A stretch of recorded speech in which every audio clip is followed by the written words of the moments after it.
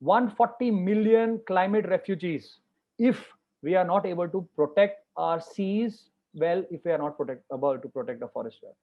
Hi, everyone. This is What We Seek, a conversation with Project Rangeet. We equip teachers with a mobile app to deliver social, emotional, and ecological knowledge or seek lessons to primary and middle school children.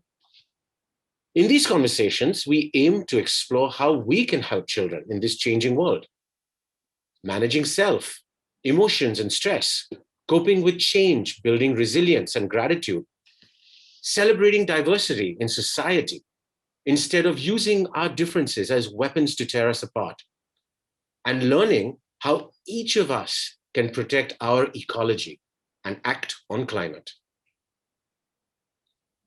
I'm Simran Mulchandani. I'll be your host today. This is our inaugural episode. Funnily enough, I'm on day 12 of 14 in quarantine in Singapore, and it's weird that this feels almost normal. In today's episode, we meet Dr. Anish Andheria. We wanted to learn more about how and why the pandemic happened. What roles did the humans play in it? How is it affecting people, both young and old? And how each of us can take action and play our part in the fight against pandemics and climate change. Dr. Andheria, Anish, it is an honor to host you. You are the president of the Wildlife Conservation Trust. You're an award-winning photographer, and you're a tea connoisseur. Please tell us about the Wildlife Conservation Trust and what you do. First of all, thank you, Simran, for hosting me. And also, I'm happy that I'm part of the inaugural. I wish you all the success and hope you can create an entire bouquet of such talks, because I think the world needs to know um, the field of conservation, the field of social upliftment, the field of behavioral science from different perspectives. There are so many perspectives, and each perspective is as important as the other. So I think it's a great initiative. So thanks for that. Wildlife Conservation Trust, as the name suggests, is about conserving our ecosystems. Yeah. By ecosystems, I mean both terrestrial and marine, Yeah. although our expertise lies on terrestrial ecosystems, but through several projects, we have funded researchers who are working on marine systems as well. Okay. And the way that we are trying to influence this landscape of conservation is through uh, focused conservation efforts for large carnivores, which means your all those top carnivores like the tiger, the leopard, the snow leopard, the lion, Mm. because ecologically it is important to understand that they are indicator species, which means it's like your temperature. If you take your body temperature and if the temperature is not what it should be, then there is an indication that something is wrong with you, Yeah. right? Everybody now understands temperature since last 1.5 years. Uh, so these are barometers, temperature indicators, basically of our ecosystem. So by understanding what has happened to them, we are able to say extremely important, um, give important information to the general public, but more often it is extremely important for the policymakers as well. So Sure. tiger populations are impacted, or leopard population are impacted by degradation of forest. Degradation of forest happens because of dependence of people on the forest. Mhm. On their own forest don't degrade, right? Yeah. So people depend on them for grazing. This India has the highest load of livestock, so they many of them are free grazing, so they go and feed on forest vegetation, which impacts the prey, that for impacts many other things. So degradation of forest because of that. Degradation of forest because of forest fires that were lit by people, Mhm. because people have, like, say, livestock. By summer there is nothing much to feed on because the cattle has overgrazed, so Mhm. they will burn the leaf litter, so the nutrients from the burnt carbon and the dew will come together, and you will have fresh grass growing. Mhm. So then forest produce collection by villagers, they will go and burn the undergrowth so that they can collect the fallen leaves or flowers easily or fruits easily. Otherwise, it is time consuming to keep searching, right? Mhm. So that is degrading the forest. Then you have forest fragmentation, which is largely because of the development that we are going through, which means big number of roads. India is the second largest road network on earth. We are building 23 kilometers of 4 lane or 6 lane highway every day, and Mm. we are going to build 44 kilometers per day in another 5 years. Uh, we'll have more road length in India than in America in the next 10 years. That's astounding. And the country is much smaller than America, Yep. and it is a tropical country, so there are a lot of forests. So many of these roads which are existing are being widened through the forest, and many who have not been built are going to cut through the forest. Yep. So fragmentation is as bad as degradation. Most people think that the poor people are destroying the forest. Poor people are impacting the forest, but they have no other option, Mm. because they are surviving on their daily subsistence. 300 million people in India are dependent on our national parks and sanctuaries for daily subsistence. Up to 40% of their daily subsistence needs, even today, comes from the forests, which are Right. protected, and that is only 5.5% of India. Right. So the protected areas, which are about 900 national parks, sanctuaries, conservation reserves, and community reserves, together is not even 5.5%. And on that, 300 million people are dependent. So if those ecosystems go away, uh, those people will have nothing to do. So degradation, infrastructure, right? So all these things are interwoven with the forest, and and and that's where the tigers are. So tigers tell you that their Yeah. population, by the population you study, if the tiger population goes up, you know that it's because of something there. Then you study that, then you come to know it's either because of poaching. Poaching is because of inequity and poverty, or trade, illegal trade, or the illegal trade in wildlife is actually used to trade of ammunition, drugs, and human. So it's used for trafficking, all that. Right. So instead of giving money to somebody, what you are doing is you are actually giving away wildlife body parts, so that there is no money exchange. Mm. And those body parts have no value in India because it's banned here. But the same thing goes to China, it will be like gold. So Sure. you give away skin of a tiger and get drugs in. So the by fighting for the tiger, you're actually also clamping up other trades which are also hugely injurious to the society. So this is a long answer, but it's very easy to say that we work to save tigers, but we don't do that. No. We try to understand the entire ecosystem, Yeah. and therefore work with the government, because that's where the decisions are taken. The policymakers who are writing your 15-year plans, who are looking at finances, how the money is going to be devolved from the center to the state, right? Sure. That, and the communities who are bearing the brunt of it and being uh, touted as the people responsible for it. Yeah. That's wonderful. And I guess in what you're basically saying is this apex species is really the barometer of health. It gives us this indicator of biodiversity, which we all know is so important for planetary health. And you really gives you that sort of Umbrella. cinema scope view of where we are. Great.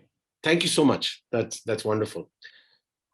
So Anish, we've known each other for a while. I've visited your office many times. On each occasion, I find myself at the edge of my seat, listening to fascinating encounters of animals or details about conservation. One thing that has struck me is you telling me that you've been bitten by snakes more than you can imagine.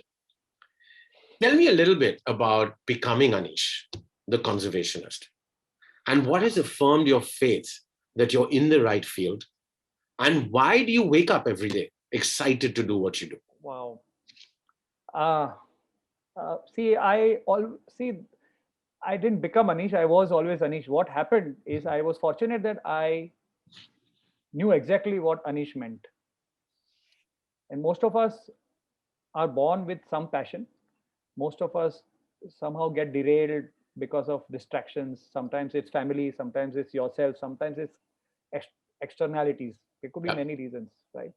I was one of those fortunate who was seeking uh, from day one, and I, even when I was 5 years old, I hear stories from my parents. I was crazy about certain things, and I would never go for a shoe or a jacket or things or go for a movie. I would always want to, either read a book on wildlife. So get me books or get me those VHS cassettes, because at that point, that's what we had.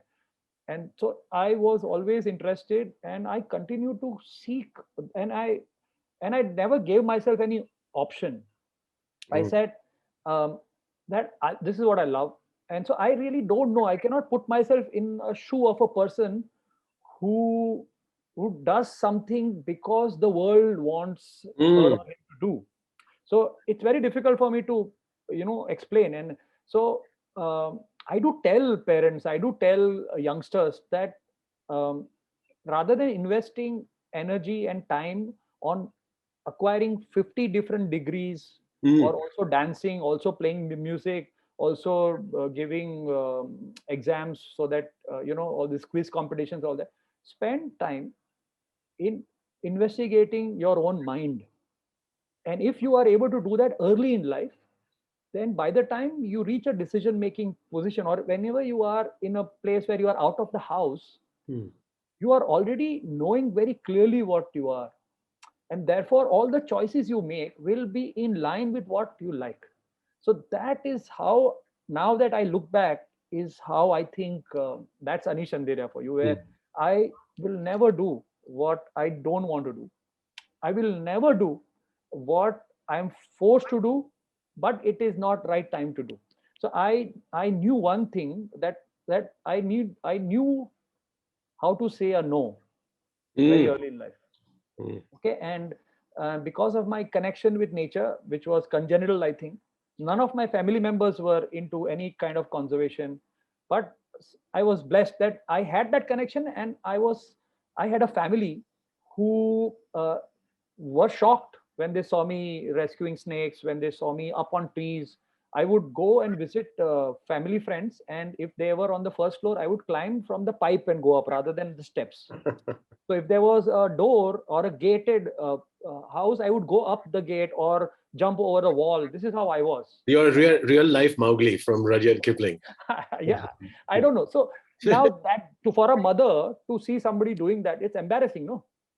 So I mean, where is he? He'll come from the balcony. You need to keep the balcony open or something like that. So now all that, finally, that what I am doing now, and if you look at my education, it has been in chemistry, it has been in fluid mechanics, Mm. chemical engineering related work, surface chemistry, fluid and it's fuels. But all of it, people said that, oh, families also started feeling that, "Hey, this guy looks crazy, but now he's actually going to become a scientist." And then, oh, good. So this wildlife will now become a hobby. Mm.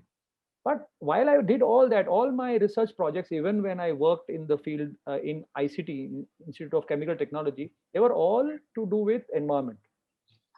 Got it. So I said I would, rather than becoming a biologist, let me do this. And if I become an industrialist, let me, because I always felt that people who are, say, uh, in a way, working in the space of the corporate world, because of the basic aspiration of people, they are going to be powerful, because most people aspire to be where they are.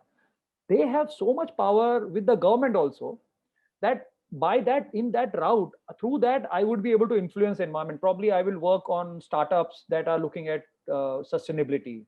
Mm. So I was thinking that way. But somehow I kept going to the forest. I picked up the camera in 1990s, and the very first role that I shot got published. So I Mm. kept shooting, I kept writing. So when I started doing that, I something changed in my mind while I was doing my PhD, that even if I do that, uh, this constituency where you actually, there are no people will find logic in doing that, because I have the degrees.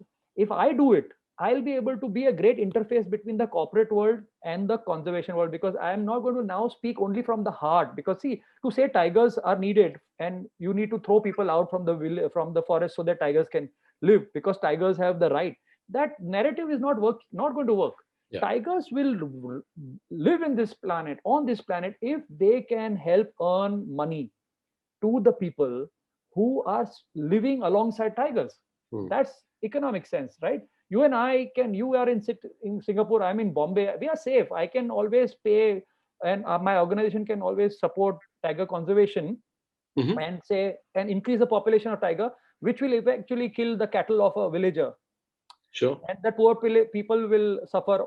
So I am an externality for them, but because I am influential, I am destroying their life. So I felt that that space is empty, and we need to have people who are going to speak in a balanced manner, not as an activist who says Ah. tiger is important. In human beings for the last 1,000 years have destroyed this planet. Now the animals should get back. Hmm. It's not going to work.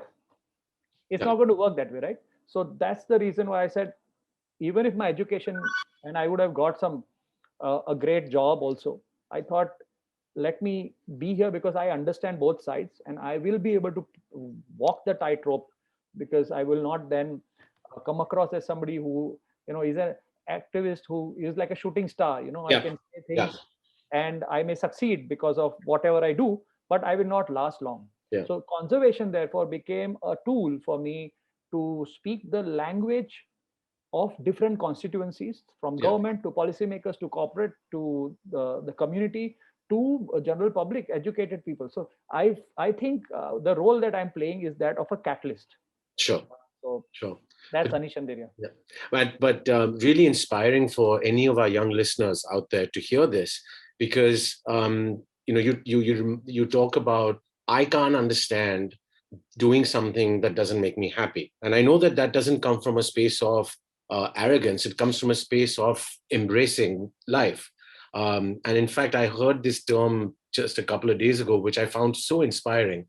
They say you choose the greater life. And what does that mean? You're choosing a life, and that life could mean less money, it could mean less fame, it could mean, but it's Right. the life that gives you the greatest happiness. Yeah. And that's the greater life. And I Yeah. salute you for choosing that greater life for yourself. I'm so happy because if I'm about to become 50 now, and if I would have discovered this passion in me now, I would have still probably had much more money, but not enough time to give back to nature. Absolutely. Yeah. All those oxygen breaths, all those oxygens that every time, that 20,000 times that I'm breathing every day, uh, it wouldn't have left me with enough time to give back. So I'm glad that I was seeking for that, and I wouldn't trade my profession with anything. So, Anish, thanks a lot for that. And we enter the last segment. So, the world is at a precarious juncture. David Attenborough refers to a life on our planet as his witness statement. It's a call to action never expressed before in his documentaries.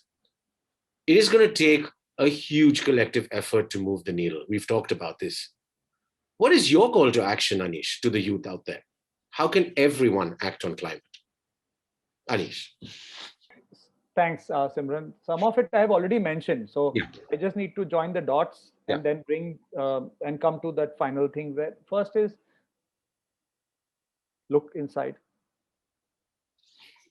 search for your soul, slow down. Mm. Most people will tell you, there is no time. Moms will tell you to have schedule. You know, wake up at this time, do 50 things. Slow down, spend time with yourself. Try and unravel your own secrets. You will, it will hold you, it will help you all your life. So first is slow down. When you slow down, you will start seeing things clearly, right? You can talk while running, but you cannot play a video game. You cannot, look at 50 places while you are running. When you slow, then all those things are possible, right? So that's my first thing. So all that you have learned in the last so many years, unlearn that. Speed is not everything. Large is not everything, right? So invest time to understand yourself. Slow down to so that you can invest that time.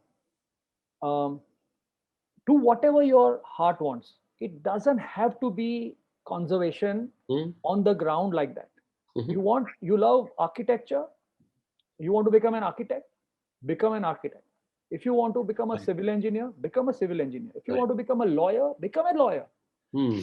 Teacher, painter, uh, a, a marketing guy, a sales guy. Do all that you first that genuinely you want to do.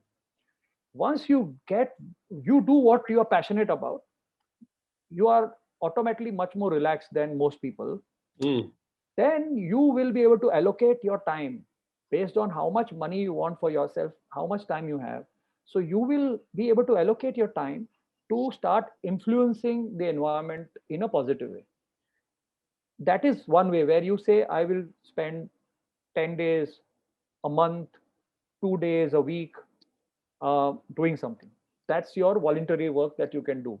But most people can't because they're already in a field where they are bored. They're saying, "Arey, every day I have to get up and do this." So on Saturday, Sunday, let me binge watch television. Mm.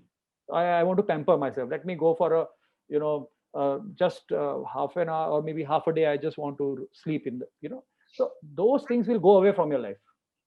You will have more time. But even more important for for people to understand is that whatever you're doing as a lawyer, if you choose your cases correctly, you will be able to influence the environment. Sure. Sometimes a tiger biologist will not be able to do enough for tigers that a lawyer or a judge or a Supreme Court judge can do, Sure. right? Similarly, architect. Uh, Most people think, an architect have a big role because science has shown that 33% of all our greenhouse gases from cities are because of inefficient buildings. So we first Absolutely. want to have glass buildings, then we want to have facades, then you have to have screens inside. So you want light to come, then it's too much light, so you then cover it up, then you have air condition, then the glass building heats up. All those things together, you are consuming, I would say, 3 to 4 times more electricity, right? So as an architect, and, and also internal so the poisons that we are taking is not just external. There is so much of poisonous thing in our houses from day to day. So what you use, what material there is coming in your house.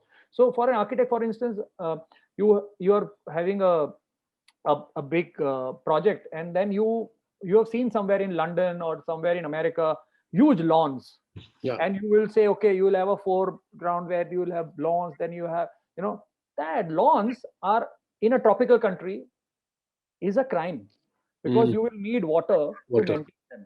Yeah. India has no water, right? And we are now, the rivers are drying, and you will have lawns on which you will have to fight for to keep the lawn green. So you will have water sprinklers, then you will have pesticides to keep the herbivores away. All those things are and is adding to the pressure when lawn is just a recreational thing. So me talking about tigers, but somebody who is a big architect goes and promotes lawns across the country, you will finish that water that had to go to the poor farmer will be maintaining the lawns. So anything, you painter paint, you can see this beautiful painting behind me by a it's a it's a charcoal painter actually, and Okay. this is a photo that he has painted on canvas. And these are people who live by the tiger reserve, so their livelihood comes from this. Look at the quality of painting, Hmm. right? So, and it talks to people. So anything you want to do. And once you are doing it, do it in an environmentally conscious way, Sure. and also find extra time so that you can directly contribute. If you have the money, do due diligence on non-governmental organizations and support them. Don't start your own organization. Right. There is one There's enough. NGO per 400 people in India. Wild. That's So crazy. if we think government is inefficient, in fact, NGOs are the worst because all Mm. the problems are there. In fact, growing up when the NGOs are actually running their families through their NGOs, right? Yeah. So don't start a new NGO. Spend time doing the due diligence and support people on the ground. And if you are a parent, Mm. allow your children to just be. Don't compare them with anybody. If Amazing. they want to do something on the environment, if they want to do anything that is remotely connected with nature, encourage them, because their future is going to be many times more difficult than my Yeah. own future. Yep. Yeah, and you and I are creating that horrible future for them. COVID-19 is an environment crisis. It Mm. is not a virus. A virus is because we have destroyed the the wild habitats. Yep. Animals have come in contact with people, illegal trade in wildlife has allowed that disease to jump. Yep. Many more are coming away. Yep. This is just the tip of the iceberg. I would urge people to understand that COVID-19 is nothing but a precursor to what's going to happen because of climate change. Yep. So if you're a cricketer, and I know Simran, you love the sport, this is the net practice. You're right. The real match is the climate change match, And the ball will be swinging. which is going to have 140 million refugees by 2030, 35. 140 million climate refugees if we are not able to protect our seas well, if we are not able to protect the forest well.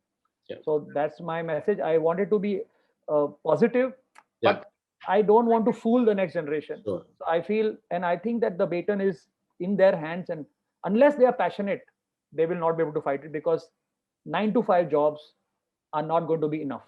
You Yeah. will have to be thinking even while you are asleep. Only then will you be able to find. So unless you have this food from passion, you will not have the energy to fight this that's coming your way. You're absolutely right. We need to be realistic.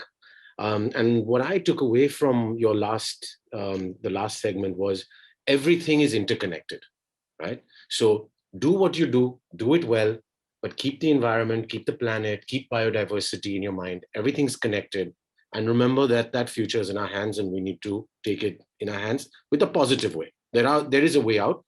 There is a call to action. And if we act fast enough, we have a way out. So thank you so much, Anish. It's been wonderful talking to you. Thank you so much for everything you do for us, and the world and our country is richer for your presence. Thank you very much. Humbled. Thank you, Simran.